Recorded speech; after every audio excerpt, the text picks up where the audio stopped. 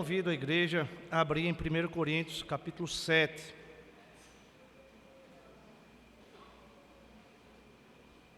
1 Coríntios, capítulo 7, do verso 1 ao verso 9. 1 Coríntios, capítulo 1, do verso 1 ao verso 9.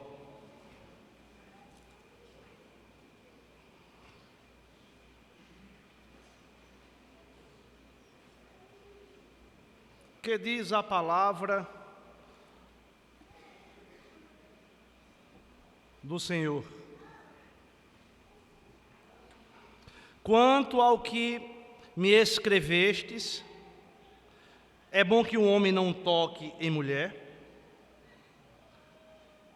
Capítulo 7, verso do 1 ao 9. Vamos lá novamente. Quanto ao que me escrevestes, é bom que o homem não toque em mulher, mas por causa da impureza, cada um tenha a sua própria esposa, e cada um o seu próprio marido. O marido conceda à esposa o que lhe é devido, e também semelhantemente a esposa ao seu marido. A mulher não tem poder sobre o seu próprio corpo, e sim o marido. E também semelhantemente o marido não tem poder sobre o seu próprio corpo, e sim a mulher. Não vos priveis um ao outro, salvo, talvez por mútuo consentimento, por algum tempo, para vos dedicardes à oração, e novamente vós ajuntardes, para que Satanás não vos tente por causa da incontinência.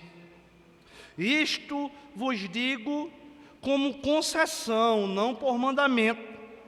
Quero que todos os homens que sejam tais, como também eu sou. No entanto, cada um tem de Deus o seu próprio dom.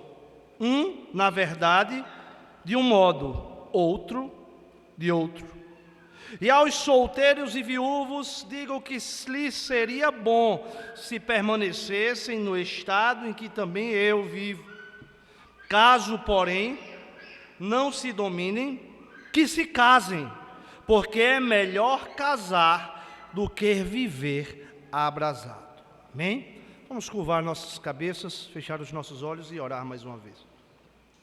Soberano Deus e eterno Pai, nós queremos te agradecer, Senhor, pela tua palavra. Queremos bendizer e exaltar o teu santo e sublime nome. Queremos te rogar neste momento, Senhor, a tua iluminação, para que a tua palavra seja exposta com fidelidade. Prepara os nossos corações, Pai, que o teu Espírito venha aplicar em nossos corações as verdades reveladas na tua palavra. Que o Senhor venha nos confrontar, que o Senhor venha nos ensinar, nos exortar e nos consolar, para nos fazer cada dia mais parecido com teu Filho amado Jesus. É assim que te oramos, em nome do Senhor Jesus. Amém e amém. Meus amados irmãos, nós acabamos de ler uma porção das Escrituras acerca de instruções do casamento.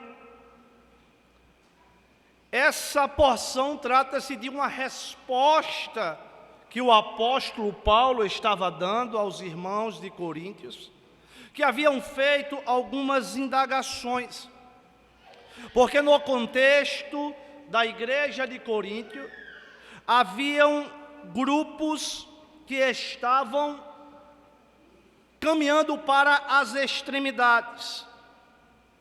Existia um grupo que entendia que o sexo mesmo dentro do casamento era algo pecaminoso que deveria ser evitado. E este grupo estava a levantar a bandeira do celibato. E consideravam que aqueles que não se casassem estariam numa condição superior aos que desejavam ao casamento. É importante destacarmos e não desprezarmos a maneira como aquele povo daquela época, eles pensavam na sua cultura. Havia um grande domínio de um pensamento dualista, platônico, onde se fazia uma espécie de divisão entre as coisas espirituais, acerca do conhecimento, que possuía um nível superior, que possuía uma certa pureza, certa magnitude, enquanto que as coisas do nível inferior, as coisas materiais, elas eram imperfeitas. O mundo material por si só continha algo ruim, algo pecaminoso. Razão pela qual alguns irmãos da igreja de Coríntio estavam pensando que ao se casarem, e como desdobramento lógico do casamento, para se efetivar, é necessário a relação íntima do casal. E ao realizarem tais relações íntimas, eles estariam pecando contra Deus, por entender que a matéria por si só era pecaminosa. E o apóstolo Paulo vai tratar acerca desta igreja, acerca desta realidade. Por outro lado, havia grupos com uma predominância judaica que diziam que o casamento não era algo opcional, mas algo obrigatório. E eles colocavam a posição dos que desejavam não se casar como algo inferior, como crentes de segunda categoria. E é interessante, meus irmãos, que o apóstolo Paulo, ele vai escrever para trazer justamente essas respostas. No verso 1, se faz necessário nós dirimirmos acerca de uma interpretação complicada de algumas traduções do texto para a língua portuguesa. E eu confesso aos irmãos que na minha leitura inicial eu também não ajudei para uma melhor compreensão, especificamente acerca do verso 1. A versão Almeida Revista Atualizada, ela traz a impressão que o próprio apóstolo Paulo está defendendo essa questão do celibato, de não se casar. Mas quando nós podemos perceber, o texto diz: quanto a vocês, quanto ao que vocês me escreveram, é bom que o homem não toque em mulher. Verso 2. Digo que o apóstolo Paulo, ele está respondendo a esta indagação que a igreja de Coríntios estava afirmando que não era bom que o homem tocasse em mulher. Do verso 2, o apóstolo Paulo passa a explicar, e ele diz: digo que, por causa da imoralidade, cada homem tenha a sua esposa e cada mulher tenha o seu próprio marido. Paulo frequentemente ele escrevia à igreja de Corinto, e ele recebeu uma correspondência vindo dela acerca de vários questionamentos e dúvidas, dentre elas essa questão do celibato. Os coríntios responderam a essa epístola com um comunicado escrito, entregue por Estefanas, Fortunato e Acaico, que nós podemos ver no capítulo 16, no verso 17, no qual eles pediam conselhos sobre vários temas, inclusive o tema tratado agora pelo apóstolo Paulo. E Paulo vai enfrentar para dirimir o pensamento dualista, em que a matéria por si só era pecaminosa, consequentemente, o casamento com seus desdobramentos íntimos. E Paulo vai tratar que o celibato é algo opcional e não obrigatório para toda a cristandade. E ele vai afirmar que apenas aqueles que possuem o dom do celibato devem optar por esta decisão. Não era algo compulsório. E é interessante, meus irmãos, que a expressão que não se pode tocar em mulher trata-se de um eufemismo. É o sinônimo de se casar e consumar o relacionamento ao o homem e a mulher manterem relações sexuais, a se tocarem. E Paulo, ele deixa claro e proíbe o celibato compulsório. Mas ele diz que o celibato é bom para aqueles que possuem tal dom e tal chamado. No verso 7 e 8, o texto vai falar de forma muito clara que nem todos possuem esse dom para o celibato. No verso 7, o texto segue: digo que por causa da imoralidade, cada homem tem a sua esposa e cada mulher tem o seu próprio marido. Baseado na sua própria autoridade apostólica, Paulo não poderia defender o celibato para todos, porque ele estaria entrando numa rota de colisão com aquilo que a própria palavra de Deus e o que o próprio Senhor havia ensinado. No livro de Gênesis, no capítulo 2, no verso 18, o texto sagrado diz que o Senhor disse que não é bom que o homem esteja só. Se caso assim Paulo defendesse o celibato, ele estaria entrando numa rota de colisão com aquilo que o próprio Deus havia ensinado. Ele estaria se opondo ao mandamento da procriação, das bênçãos pactuais do casamento, das bênçãos estendidas a geração em geração, e ao próprio crescimento da igreja visível do Senhor. É importante, meus irmãos, deixarmos claros que o apóstolo Paulo, em momento algum, ele se opõe ao casamento.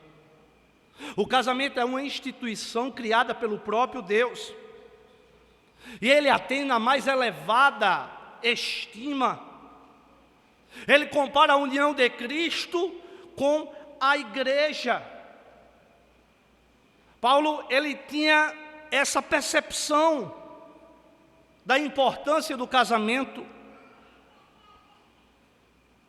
mas tendo em vista que o céu é um entendimento profundo acerca do matrimônio, alguns estudiosos do Novo Testamento cogitam a possibilidade, inclusive, de Paulo ter sido casado, dele ser ou viúvo, ou do apóstolo Paulo ter sido abandonado pela sua esposa ao se converter ao cristianismo. Porque na lei, na cultura judaica, o cônjuge que abandonasse a fé, ele deveria necessariamente ser rejeitado. O reverendo Augusto Nicodemos, inclusive, ele trata acerca disso. Mas o texto segue dizendo, e a ênfase de Paulo é: digo que por causa da imoralidade. Ele traz a ênfase acerca da imoralidade que existia na cidade de Corinto. A cidade de Corinto era uma cidade profundamente depravada, uma cidade que era completamente dominada pela promiscuidade sexual, por práticas abomináveis diante de Deus. A prostituição em Corinto se confundia com a própria religião. Naquela cidade, a deusa Afrodite era adorada e venerada no seu grande templo na Acrópolis. Estudiosos do Novo Testamento dizem que haviam cultos para aquela deusa, onde mais de 1000 prostitutas cultuais participavam desta grande celebração a deusa Afrodite. E à noite estas prostitutas desciam da Acrópole e iam se relacionar e se prostituir com os marinheiros, já que a cidade era regada e possuía vários portos pelos visitantes, era uma cidade de grande fluxo. Se não bastasse isso, as prostitutas cultuais, a cultura de Corinto estava completamente impregnada. Haviam várias estátuas e edificações, monumentos de Apolo, onde homens se deslumbravam sobre o ideal da sua beleza, e os historiadores falam que esta adoração induzia a própria juventude grega a se entregar a práticas homossexuais. Talvez Corinto fosse o centro das práticas homossexuais no mundo em sua época. Entretanto, aparentemente um grupo de crentes legítimos da igreja de Corinto se levanta contra esta imoralidade que ocorria com tanta extensão na cidade. E de boa fé eles defendiam o celibato. E defendiam que todos os cristãos genuínos se abstessem ao fazerem uma interpretação equivocada sobre a influência do pensamento da sua época. Porque eles imaginavam que se ficassem solteiros, eles agradariam mais a Deus, pelo fato de não terem os compromissos matrimoniais naturais de todo um casamento.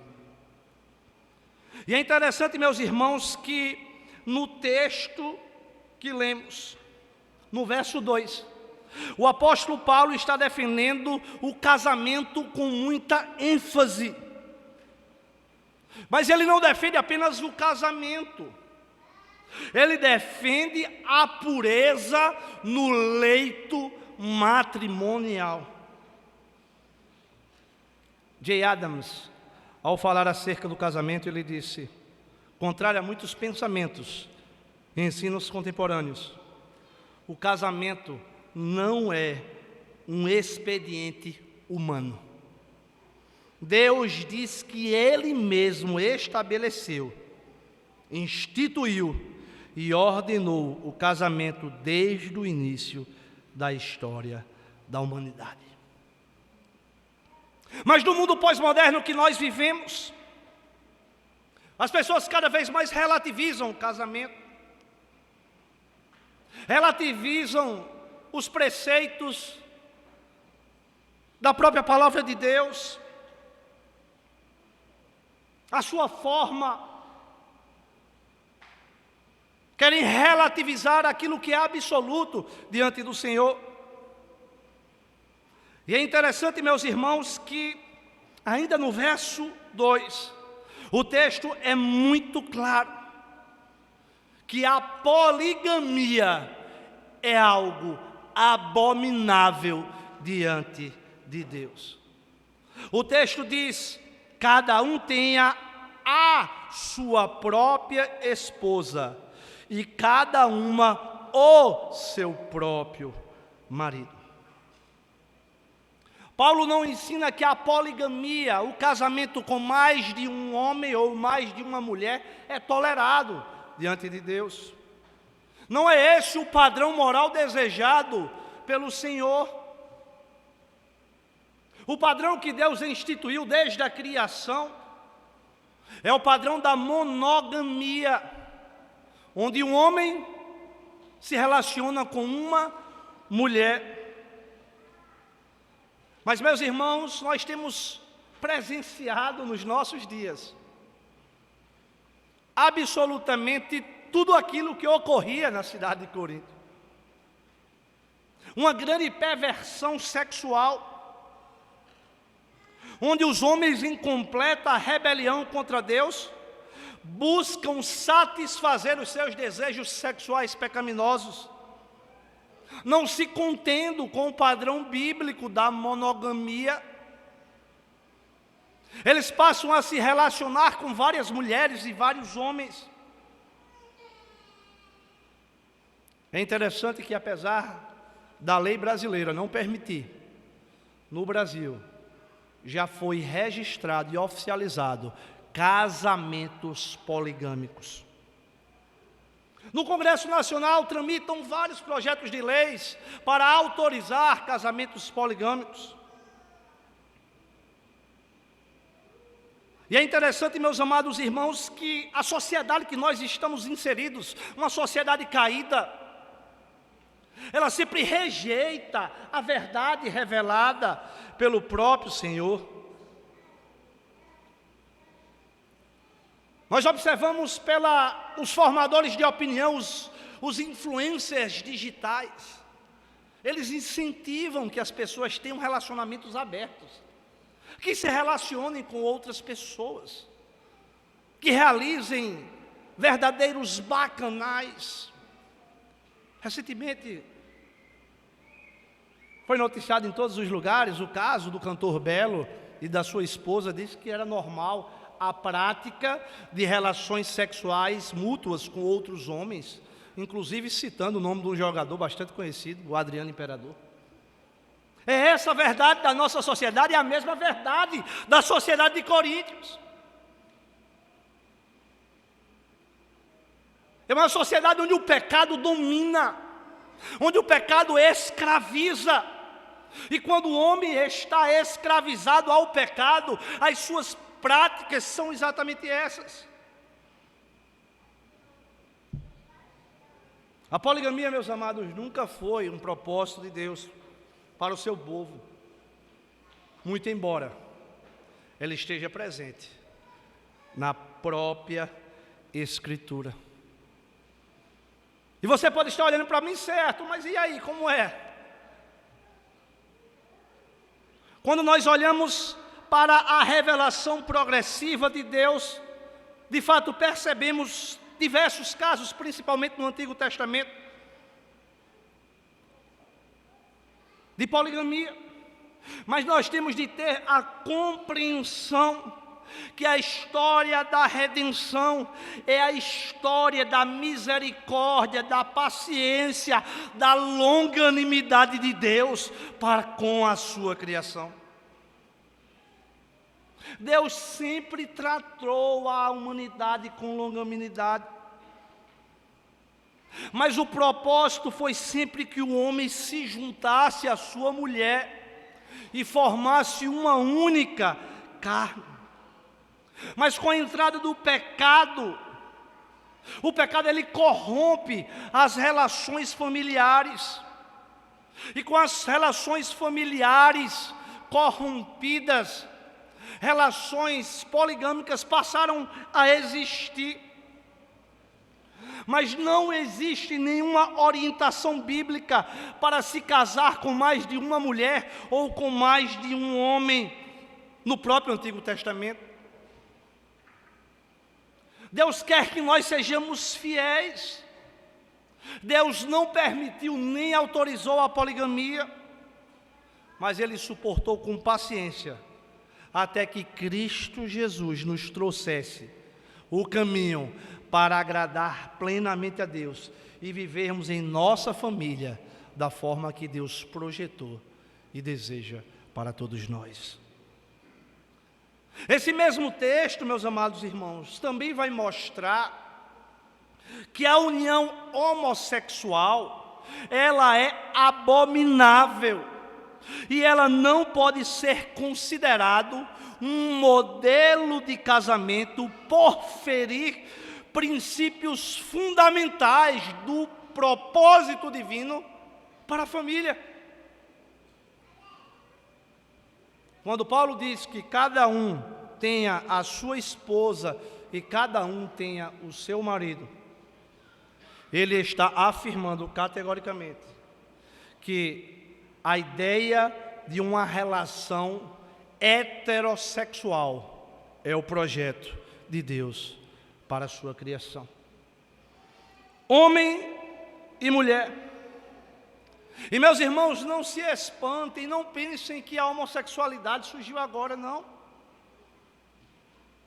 No tempo do apóstolo Paulo era muito comum. No Império Romano, muitos dos imperadores, eles tinham apenas as esposas para a procriação, mas eles satisfaziam os seus desejos pecaminosos com homens. É interessante, meus irmãos, que embora a união homossexual fosse algo comum no tempo de Paulo, ele define essa prática como infame, como um erro, como uma disposição mental reprovável e uma plena abominação diante de Deus. Mas, Igreja do Senhor, trazendo para a nossa realidade, nós temos de ter a consciência que mesmo com a aprovação da relação homossexual, da relação poligâmica em nosso ordenamento jurídico, nós como Igreja do Senhor, militante e triunfante, não podemos nos render, nós não podemos aceitar e nos conformar com o presente século que jaz do maligno. Você, pai, você, mãe, tem o dever de ensinar os seus filhos, de instruí-los no caminho do Senhor, mesmo que tudo e todos estejam a defender,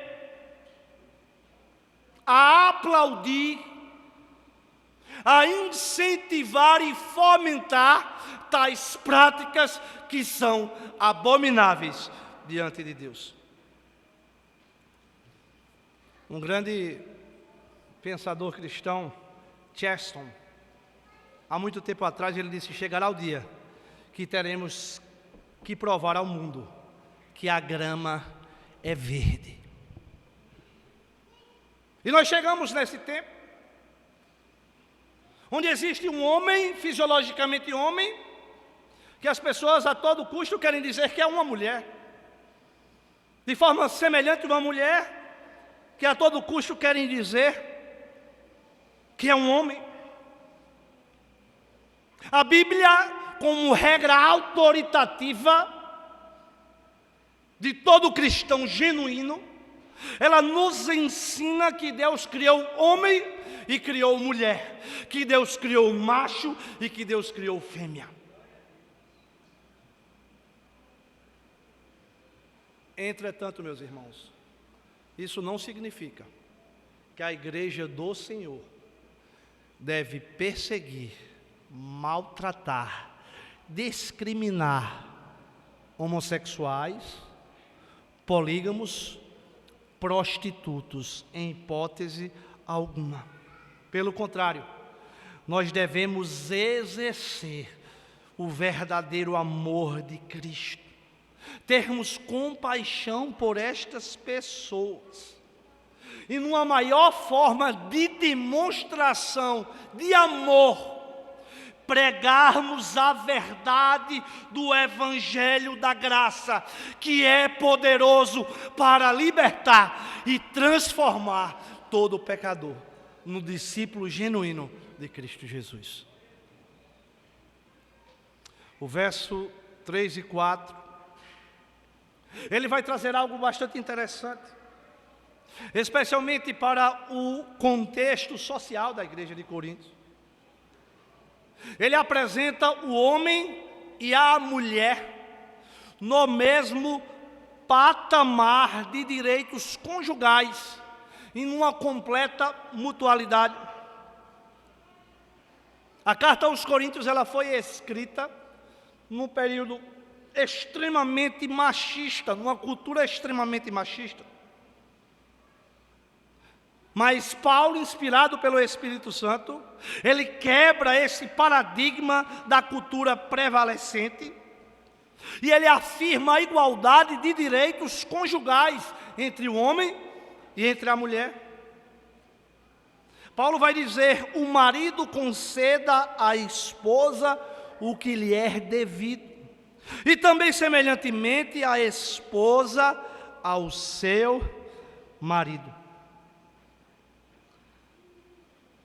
E no verso 4 o texto segue: a mulher tem autoridade sobre o seu próprio corpo, mas sim o marido.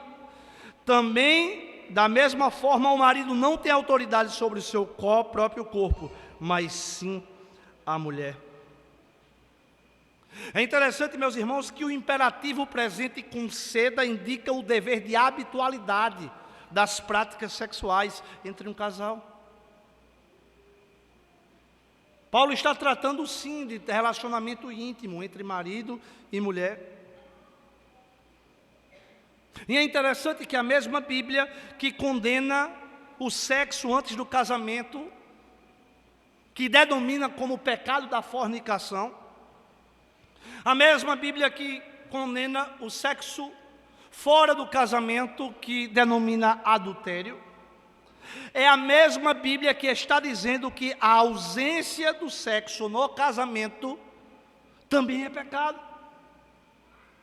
Eu sei, meus irmãos, que nós temos muita dificuldade pela nossa cultura de falar acerca desses temas, mas as Escrituras estão para orientar em todas as áreas para o nosso crescimento e para vivermos de fato de uma vida que agrada ao Senhor. Paulo está definindo que as relações íntimas, elas não são opção, mas sim um direito do próprio cônjuge, um direito legítimo. A satisfação é um direito legítimo que o homem e a mulher têm perante o seu cônjuge. Igreja do Senhor, nós temos de ter a plena consciência que as relações íntimas no leito conjugal é uma grande dádiva que Deus concedeu para o seu povo. E nós não podemos, à luz das Escrituras, privar os nossos cônjuges desse tipo de relacionamento. Isso não significa que o seu marido ou a sua esposa se tornarão verdadeiros escravos sexuais, não.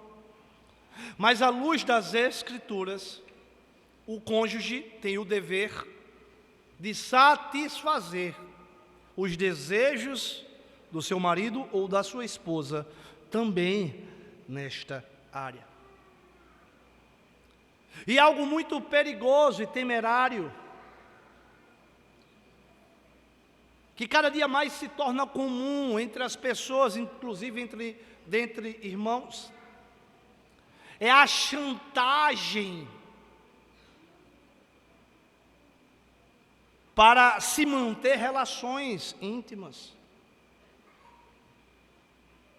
onde a mulher ou o homem condiciona um ato que era para ser natural, que à luz da palavra de Deus é uma dádiva, uma bênção, algo prazeroso que Deus concede para o homem e a mulher no âmbito do leito conjugal, em uma moeda de troca, em algo que passa a ser utilizado como chantagem. Ou o homem ou a mulher passa a se esquivar do seu relacionamento por motivos ilegítimos. Isso é pecado à luz da palavra de Deus. inventar desculpas, meus irmãos, para se abster de ter momentos de intimidade com seu marido, com a sua esposa, à luz da palavra, é algo pecaminoso. Nós não estamos querendo aqui trazer nem o texto, nem muito menos eu, que a todo momento, a toda hora, o homem ou a mulher tem de estar de prontidão para ter esse momento íntimo, não. Mas que exista uma harmonia também nesta área dentro do casamento. Que exista diálogo para que este dever conjugal seja devidamente cumprido tanto pelo homem como pela mulher. É bem verdade que sabemos, meus irmãos, que alguns homens e algumas mulheres possuem disfunções que acabam comprometendo essa prática íntima dentro do casal. À luz da palavra do Senhor, você tem a opção, de fato, de procurar um médico, de fazer exames para saber o que está acontecendo,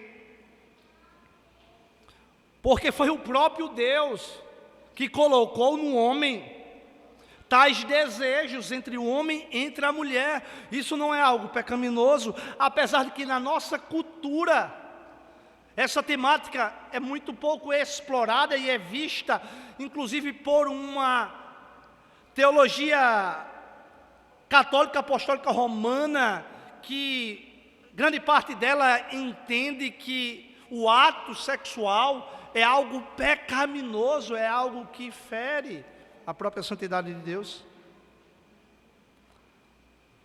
Homens e mulheres, nós temos de ter a consciência que se nós casamos, nós temos direitos, mas temos deveres, e deveres nas áreas íntimas também são uma realidade. No mundo que nós vivemos, a sociedade diz que o amante ou a amante é o tempero do casamento. Quantos de nós já escutamos isso? Não, meus amados. O tempero do casamento é uma vida de santidade, de piedade, de busca diante do Senhor, e nós nos deleitarmos e desfrutarmos da intimidade que Deus nos proporciona no nosso leito conjugal.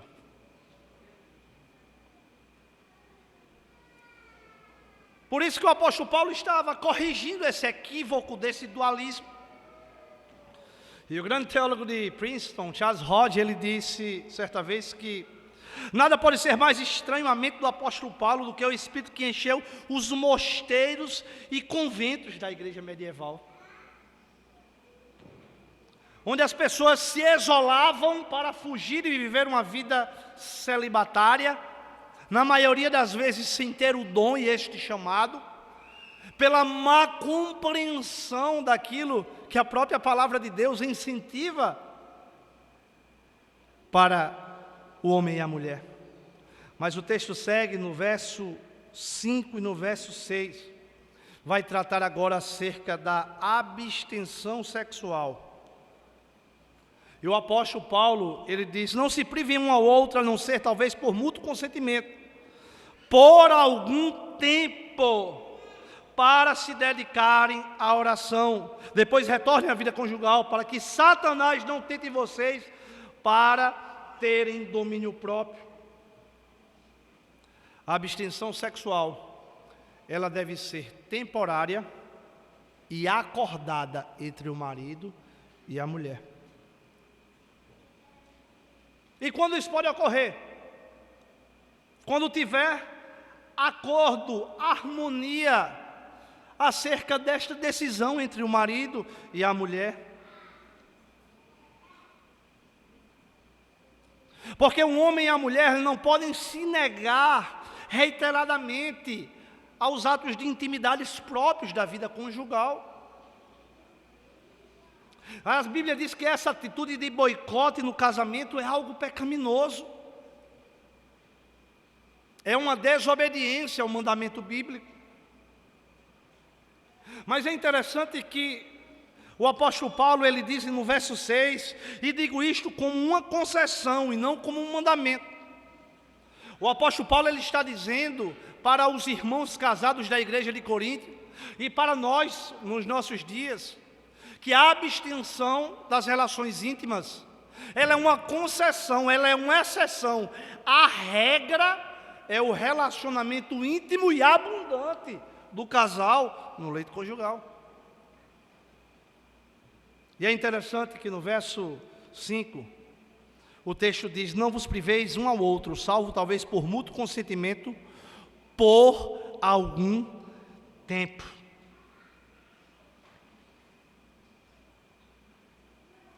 Para que não haja uma fragilidade de um dos cônjuges nessa área. Um casal sábio, temente a Deus, que se submete às Escrituras, ele tem a consciência disso. E o texto ainda fala que essa abstenção tem um propósito específico, que é se dedicar à oração. Mas existem pessoas que se escondem sobre uma pseudo-espiritualidade para não cumprirem com suas obrigações conjugais.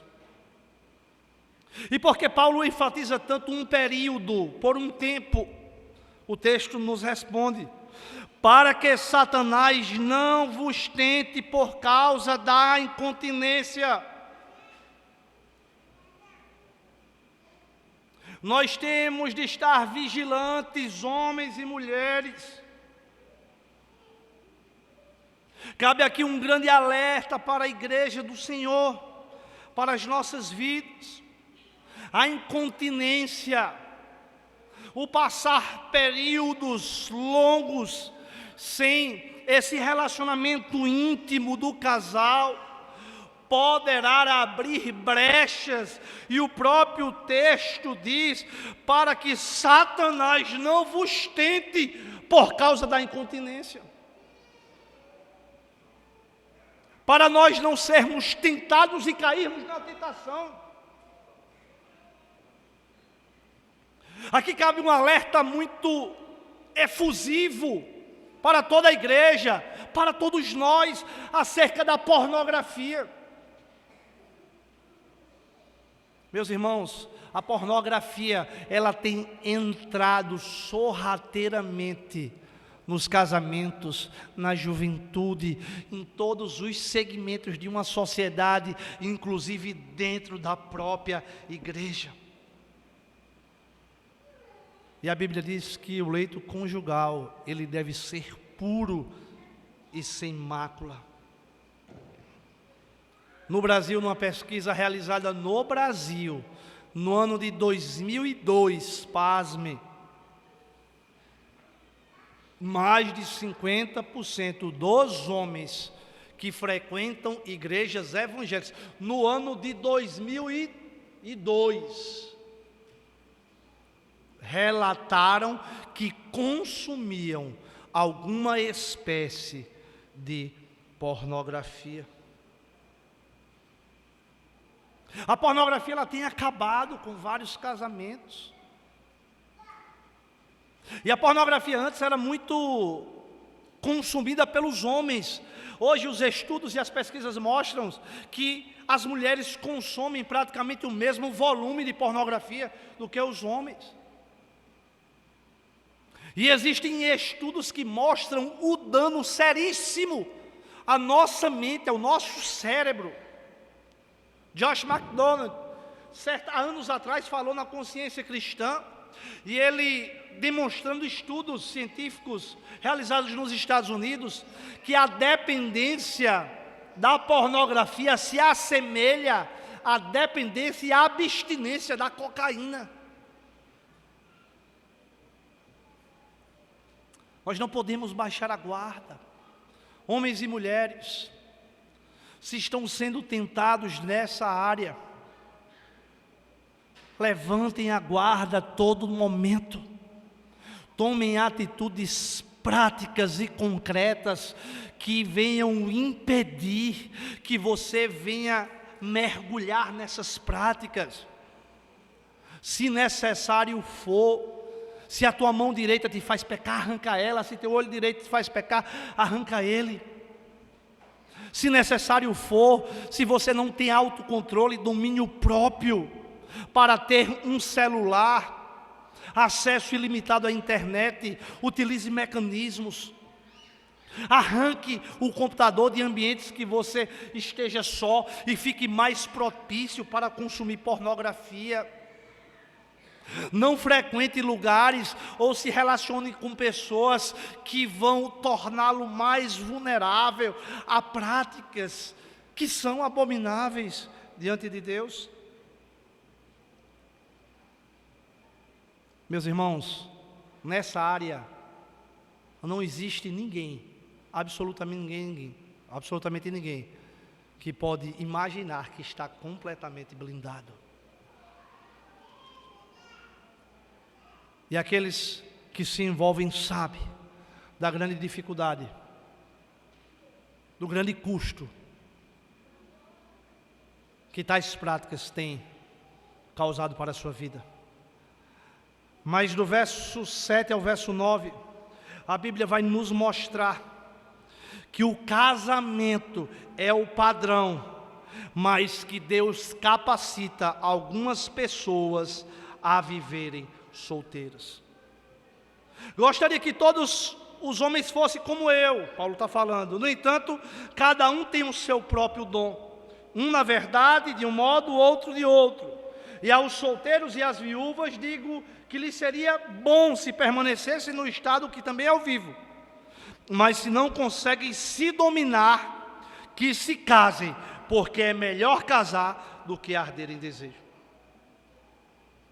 Meus irmãos, o casamento ele foi ordenado por Deus para a procriação da humanidade e para a realização, o deleite e o gozo do casal no leito conjugal. Mas quando Deus retira esta necessidade de casamento a uma pessoa, Ele o contempla, Ele o oferta com o dom da continência. Paulo recebeu esse dom do Senhor e assim ele pode se alegrar nesta condição. Mas Paulo tem consciência que nem todas as pessoas receberam esse dom do Senhor. E é interessante que essa passagem, esse verso, ele é muito desafiador para os exegetas e os estudiosos, porque a expressão dom de continência é a mesma expressão utilizada com os dons espirituais que são descritos na própria carta aos Coríntios. Augusto Nicodemos comenta acerca desse detalhe que traz um despertar, porque de fato nem todos os homens, nem todas as mulheres têm esta capacidade de ter a graça e a misericórdia de renunciar no casamento, de perdoar, de ser paciente, de dividir, de viver para agradar o seu cônjuge, de ter a capacidade de resolutiva de conflitos, porque no casamento existem conflitos, são dois pecadores que se unem. Mas tenham certeza que pela graça do Senhor, aquilo que Deus uniu, o homem não separa, que nós iremos perseverar, que nós iremos persistir para nos amoldar à vontade de Deus revelada na sua palavra. Paulo deixa claro que embora Deus tenha instituído o casamento, existem pessoas que foram agraciadas com o dom da incontinência, e essas pessoas não podem ser tratadas, inclusive dentro da igreja, como pessoas de segunda categoria, pelo fato de não terem casado. E o texto encerra no verso 9 dizendo: mas se vocês não podem dominar o desejo sexual, então casem, pois é melhor casar do que ficar queimando de desejo. A solução para aquele que não tem o dom da continência. Paulo é claro: se case, meu filho. Se case, minha filha. É melhor se casar do que ficar se ardendo em desejo. É melhor se casar do que ficar igual aos coríntios, que viviam numa vida de prostituição, numa vida de fornicação, numa vida de relacionamentos impuros e abomináveis diante de Deus. É esta solução que Deus dá na sua palavra aos jovens, em especial solteiros. Se não pode ter domínio acerca dos seus desejos, se não foi agraciado com o dom da continência, que se casem e vivam a bênção do casamento sob a perspectiva de Deus para as nossas vidas. Eu, caminhando para o final, eu quero ler o que Hendrick fala acerca de tudo isso, que lemos agora no último verso. Ele diz: Deus criou Adão e Eva e seus descendentes, preste bem atenção, com necessidades sexuais que são satisfeitas pela união conjugal no casamento. Assim, Paulo aconselha seus leitores a aceitarem o que Deus provê, o casamento. Dentro do contexto da união conjugal, tanto o marido como a mulher satisfazem as necessidades um do outro. E do outro lado, qualquer pessoa que não recebeu o dom da continência, mas procura exercer do próprio, experimenta uma aflição emocional indevida. Além disso, essa pessoa também enfrenta o problema de carregar o peso do pecado e a culpa por sua incontinência. O que a palavra está dizendo: aquele que não tem esse dom, ele vai cair, ele vai viver em fornicação, ele vai viver realizando práticas que de fato são abomináveis diante de Deus. Meus amados irmãos, à luz de tudo isso que nós lemos, eu quero, com muito temor e tremor no coração, conclamar a toda a igreja a nos despojarmos de velhas práticas que porventura permeiam a nossa vida nessa área. Apesar de sermos cristãos confessos, apesar de frequentarmos uma igreja, de até termos o nosso nome como membros fundadores de uma igreja ou de uma denominação, nós não estamos isentos, imunes de tais práticas pecaminosas. Mas eu quero te dizer, meu irmão, minha irmã, que pelo poder do Espírito Santo, Deus, Ele é poderoso para te capacitar, para que você venha se despojar das velhas práticas, que insistem e prevalecer em áreas da sua vida, especificamente na área sexual e na área pertencente ao seu matrimônio. Deus, Ele é poderoso para nos libertar. Não existe pecado tão enraizado em nossos corações. Não existe um hábito escravizador tão forte que Deus não possa destronar e extirpar da tua vida. Deus, Ele é poderoso para nos libertar. E a Bíblia diz que se o Filho do Homem vos libertar, verdadeiramente sereis livres. Esta noite pode ser uma noite de libertação para a sua vida. Não existe absolutamente nada que Deus não possa fazer para mudar a tua realidade. Deus é poderoso para nos libertar. Ele é poderoso para nos santificar. Não existe escuridão tão intensa que a luz do Evangelho não possa adentrar e iluminar a tua vida. Não existe pecado tão escondido que o Deus que esquadrinha corações não possa entrar, retirar para a glória e louvor do seu nome. Não existe vício tão forte. Ah, pastor, mas são muitos anos. Eu já fiz de tudo. E eu não tenho vencido esta batalha. Mas o Espírito de Deus brada em teu coração nesta noite, que Ele é poderoso, que Ele é poderoso para fazer infinitamente aquilo, infinitamente mais daquilo que pedimos ou pensamos.